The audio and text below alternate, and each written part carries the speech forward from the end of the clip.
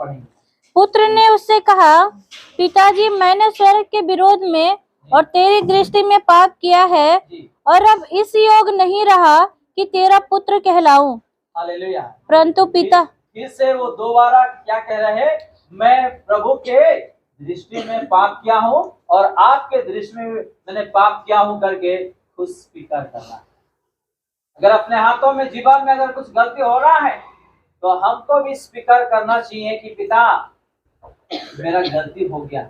मुसीबत आने से पहले खुद का पाप को स्वीकार करना छोड़ देना हमारे लिए सही है। मुसीबत सर पे आके गिरने तक हमको नहीं देखना। आगे पढ़ेंगे। परंतु पिता ने अपने दासों से कहा, झट से अच्छा वस्त्र निकाल कर उसे पहनाओ और उसके हाथ में अंगूठी और पाँव में जूतियां पहनाओ। हालेलुया। हालेलुया। पिता ने क्या कह रहा है? अच्छे से अच्छा कपड़ा उसको पहनाओ, जूता पहनाओ और अंगूठी भी।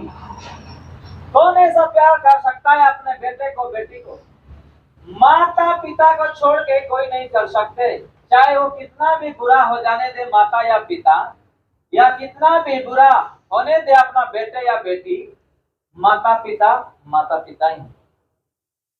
अपना माता पिता ही है जो छोटे से बचपन से पाल पोस के बड़ा किए हैं।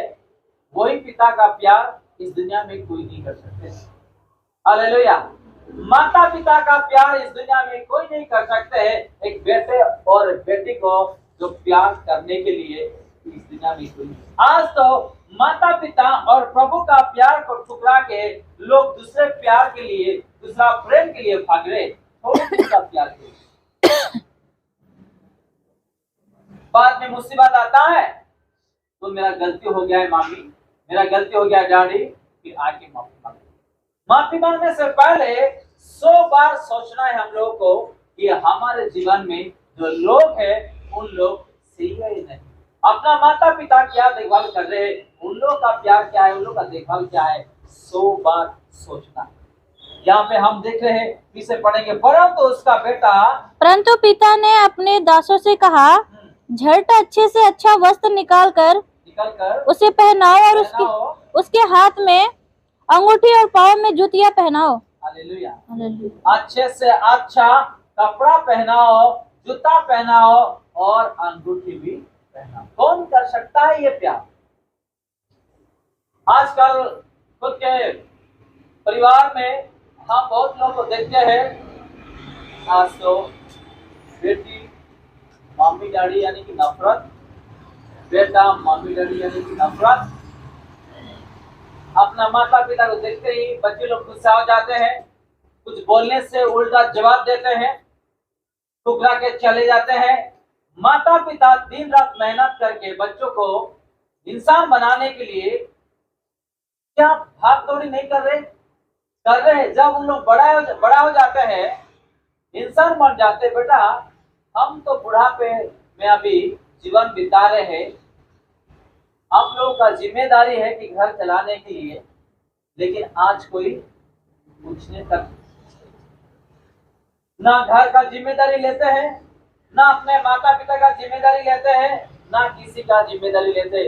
ऐसे बेटे और बेटी बहुत सारे परिवार में, और बहुत सारे परिवार में उन लोग का आंसू से, आंखों से आंसू जो बह रहा है, अगर कोई देखेंगे तो खुद देखने वाले को भी रोना है। ऐसे बहुत सारे परिवार में बच्चों के द्वारा दुख और तकलीफ हम देखते आ रहे हैं। हालेलुया। हम आगे थोड़ा पढ़ेंगे। और पला हुआ बछड़ा लाकर मारो ताकि हम खाए और आनंद मनाए। हालेलुया। क्योंकि मेरा यह पुत्र मर गया था, फिर जी गया है, खो गया था, अब मिल गया है, और वे आनंद करने लगे। हालेलुया। हालेलुया। हम भी एक दिन प्रभु से दूर हो गए थे, पापों में डूबे हुए थे। जरा चिंता करो, ये भी चले गया, पापों में डूबा हुआ था। जब उसका जीवन में परीक्षा आया, मन फिरा के यीशु के पास आया। हम भी एक दिन पापों में डूबे हुए थे, जब मुसीबत आया मन फिरा के यीशु के पास आए। और यीशु हम लोग को देखभाल कर रहे हैं। हालेलुया।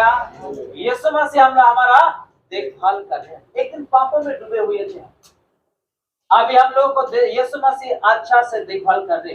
एक चीज बता देता हूँ, यहाँ पे कपड़ा जो दिया है पहनने के लिए, अच्छा कपड़ा और चप्पल और अंगूठी दिया है। बाद में क्या कर रहे हैं, उसको खाने पीने के लिए अच्छा इंतजाम भी रेडी किया है। हमारे जीवन में भी प्रभु काम नहीं था, काम दिया, उस काम को अच्छी तरह से निभाना है।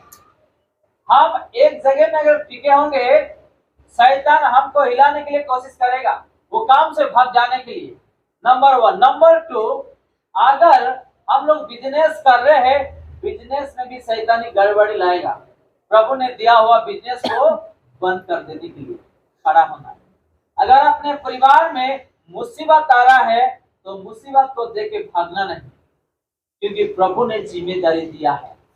अगर हम इस मुसीबत को देख के भाग जाएंगे, इसका जैसा हालत हमारे जीवन में भी एक दिन आएगा। दिया हुआ काम हाथ से चले जाएगा, दिया हुआ बिजनेस हाथ से चले जाएगा, दिया हुआ परिवार बिछड़ जाएगा, दिया हुआ आशीष भी दूर हो जाए, दिया हुआ प्रेम शांति भी दूर हो जाए।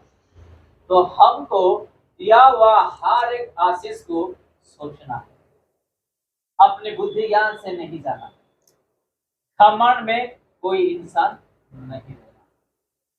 चलिए हम आगे और बढ़ें। परंतु उसका जेठा पुत्र खेत में था। जब वो आते हुए घर के निकट पहुंचा तो उसने गाने बजाने और नाचने का शब्द सुना।